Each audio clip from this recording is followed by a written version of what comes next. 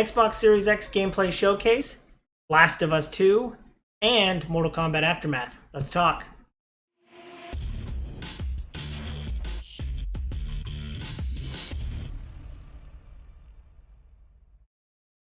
What up, viewers? What up? What up? Today is Friday, May 8th. That means it's time for a quick recap of the week in video game news. Like I said, they had the Xbox Series X gameplay reveal. They had the name of the showcase was called Inside Xbox, which I think they've done before, or Xbox 2020. I don't know. It went by a lot of names, but yes, the whole point of the showcase was to show gameplay that's been optimized for the Xbox Series X. They started off really strong with a what looked like a Titanfall kind of shooter. There was like parkour and a dude running on the wall, and there was a lot of rain. And he like pulled up a gun. It was called Bright Memory Infinite, which I don't know what to make of the title, but the game looked really good. And they ended up doing the person who was leading it, was working from home, and he kind of talked about how the person who made it is a single person. One single person developed this game, and the game looks great. I'm looking forward to seeing a little bit more about the game, but title kind of leaves it in this generic realm, so I'll have to see a little bit more on that. They definitely rotated out. There was like 15 games, or at least 12 games that they kind of showcased. One of which was Scorn, which I believe we've seen before, but it is inspired. It's a horror game that is inspired by the artist behind Alien. It's got like this really alien kind of feel, but it just looks kind of gross and kind of gets into your skin. That game's called Scorn. There was another horror game called The Medium, which looked pretty cool, but I'm not quite sure it showed enough for me to know what it is, to know whether or not I want to play it. They had Vampire Bloodlines 2. They showed more of that. They were showing all of the different tribes, and of course that got me fixed. It started off really, really strong with like a vampire walking around a house with a bunch of people who had like stringed, guitar string stuck to their mouths into inhuman smiles. And it's the reason I've had Danke Shane stuck in my head for the past couple days. But I'm really excited for Vampire Bloodlines 2. They talked about a new Yakuza game that's coming out to Xbox, which I think this is the first Yakuza game to Xbox. I thought those were exclusive to PlayStation before, but I'm not quite sure. So, correct me down below, which people are really good at. And then they pieced it off. The cherry on top was Assassin's Creed Valhalla. They were said to show gameplay, although we saw Assassin's Creed Valhalla last week. I don't think there. I think I blinked and I missed all of the actual gameplay that was shown. So that was a little bit of an overpromise. And even during the show, it kind of popped up and said, Assassin's Creed Valhalla is coming at the end. Please wait for Assassin's Creed Valhalla. So it's pretty interesting that the gameplay was kind of a letdown. But overall, I was pretty excited. I don't know if that list alone, if they're all going to be there at launch, and if those are the games that you kind of want that are going to be console sellers. I think everybody's kind of noticing the absence of Halo Infinite, but that's probably going to get its own love sometime around E3 time, if that's when Microsoft's going to do a digital showcase event then. But yeah. Overall, I thought it was good. The gameplay was kind of a little overstated, but I really enjoyed it, and I'm looking forward to Xbox Series X.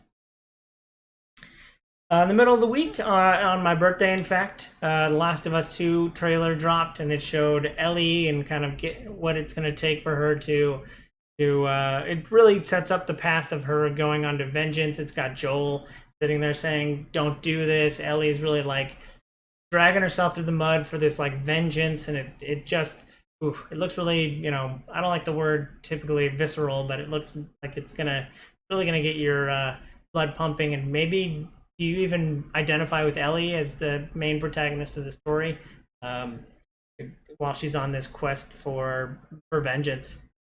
So trailer was really good, and it was a really good birthday present. Also a trailer on my birthday this Wednesday was Mortal Kombat Aftermath. The expansion to Mortal Kombat 11 is coming out at the end of the month, and it had they're really doubling down on Shang Tsung, which was the first DLC character, I believe. And he kind of steals the show. He kind of talks about how he wants to help them and reset the timeline and all that kind of stuff. Slight spoilers for the Mortal Kombat 11 ending, but yeah, he wants to help them, and then it's always a question of do we trust him or not. And then the cherry on top of that one is that RoboCop is going to be one of the Aftermath characters. It should be fun playing with RoboCop and Terminator. That's always going to be fun. And then the friendships are back, which they haven't been around for quite some time. So they showcase like Scorpion doing a get over here and then getting a teddy bear, which is just hilarious. And since we haven't seen friendships in so long, it'll be cool to see them in 4K and in modern graphics. So I'm excited about that as well. Coming to PlayStation VR, actually launching today or this week to PlayStation VR was Walking Dead Saints and Sinners. This was previously on PC for the past 3 months. I think it launched in January to Oculus and Steam.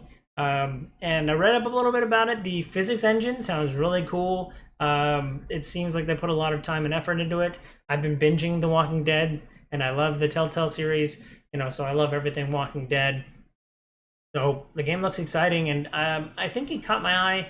I think I saw one of the trailers for it last year, and it kind of caught my eye about fighting off zombies in VR, but also having to make the tough moral Walking Dead choices that are going to be in a Walking Dead game.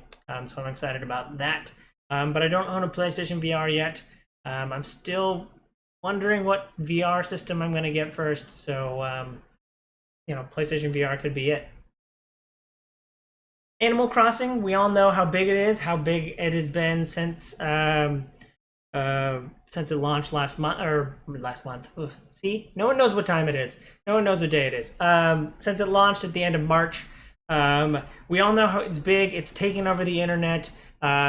Animal Crossing memes are everywhere, and now we know just how big. Nintendo reported that they have sold 13.4 million units worldwide, and that 50% of those are digital. As an industry analyst, Nintendo usually doesn't have a high digital percentage, so having a 50-50 split, it makes sense considering COVID. Some people aren't going out and they're buying all their games digitally. So a 50-50 split is normal for a lot of publishers, but is unique to Nintendo. But 13.4 million. I think I read a couple articles that said this is the fastest selling Switch game ever. And considering that number is, the game's only been out for 6 weeks, it's already at 13.4. That's insane. I think Sword and Shield are the highest selling Switch title to date, and those add up to 18 million. So I definitely think Animal Crossing is going to be, I think it's going to get there. Also, I wonder what that means for the final. I wonder what that means for the final. The end of year #1 title. 13.4 million. You do a little bit of math. Maybe half of those are in the U.S. Probably doesn't work out that quite that easily. But if you say 6 million units in the U.S. sold so far, and the rest of the year, maybe they get to 10 and they can beat Call of Duty. I don't know. Got a little off track now, but I just enjoy doing a little sales analytics every once in a while.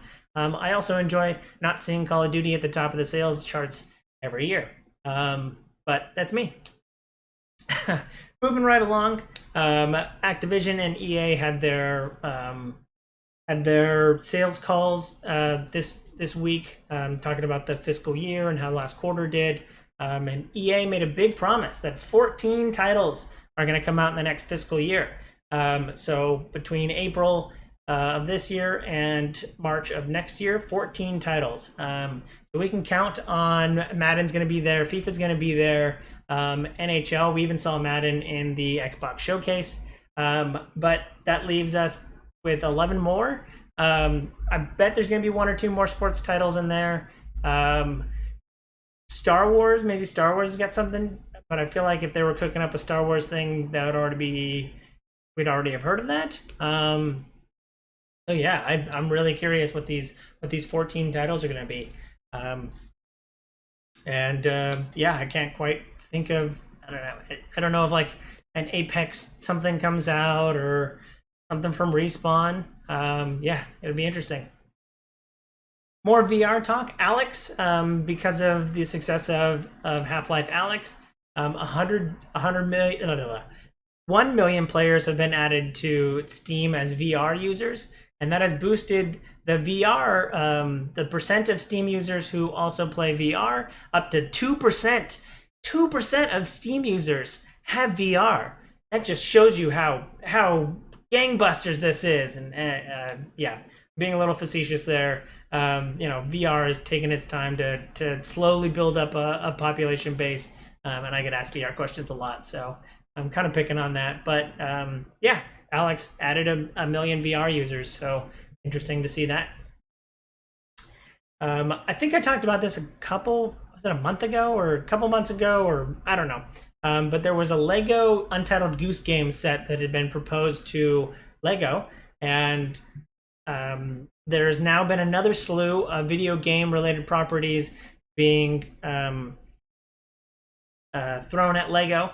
Some of which include Breath of the Wild, Sonic. I saw those kind of like sampled things up, and those look really cool. Breath of the Wild being one of my favorite games. I'm excited for that. Hope that becomes a reality. I'm also excited for the Untitled Goose Game one, having played Untitled Goose Game in the last couple weeks.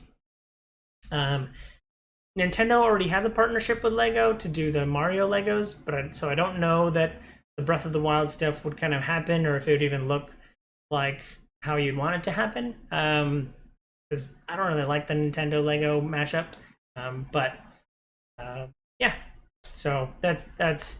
I hope some of those sets get picked up. I hope we see some of those on store shelves eventually, or I'll order them directly from Amazon or Lego.com. As someone who's trying to look for Legos to build Lego sets to build during COVID.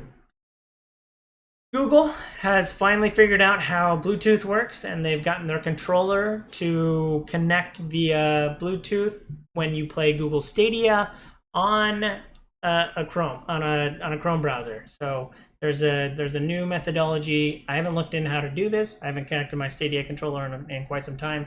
But you used to have to USB hard plug in your controller, and now you can get it to play wirelessly. So that is interesting. More about The Last of Us. It has officially gone gold after all the delays and all the pushbacks.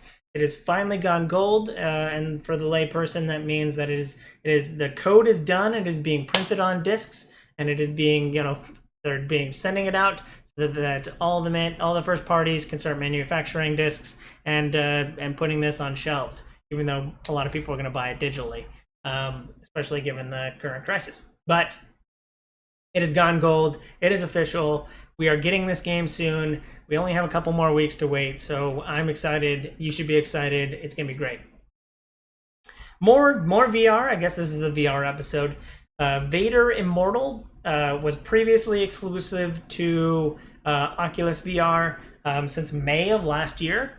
Is now coming to PlayStation VR. So PlayStation VR is definitely adding more and more titles to their list of VR games. So maybe I'll get PlayStation VR. I don't know. I haven't splurged yet in the COVID, so I might just buy myself a PlayStation VR or build myself a new computer. But enough about me. Last but certainly not least, Doom Eternal has teased a few images from their next story DLC that's coming out. I finally have beaten Doom Eternal and put it away, and now they're trying to get me back in by showing me the story DLC that's going to be coming. I don't know when it's coming actually, but Bethesda has teased a few images of the levels we might explore in Doom Eternal in their story DLC.